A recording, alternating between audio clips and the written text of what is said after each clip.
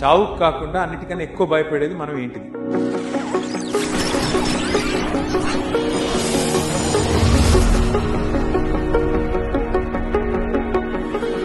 People are constantly worried in their heads. మనందరం కూడా ఎవరేమనుకుంటారో, ఇట్లా మాట్లాడితే ఏమనుకుంటారో, అట్లా మాట్లాడితే ఏమనుకుంటారు. మీకు ఒక విషయం చెప్తాను, నన్ను నమ్మండి, ఎందుకంటే మీకంటే ఎక్కువ లైఫ్ చూసిన.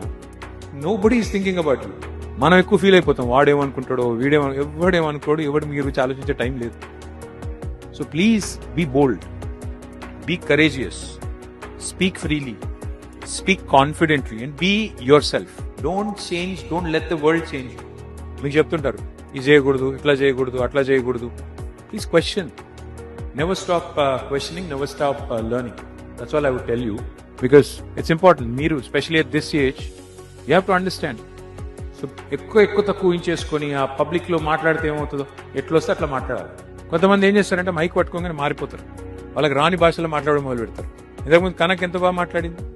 She simply spoke in whatever language she wanted to. Srija also, instead of trying to putting up an act, నువ్వు కానిదేదో ఉన్నట్టు నువ్వు చూపెట్టుకునే బదులు ఎట్లున్నావో అట్లుంటేనే ఇట్స్ ఆల్వేస్ ఈజీ.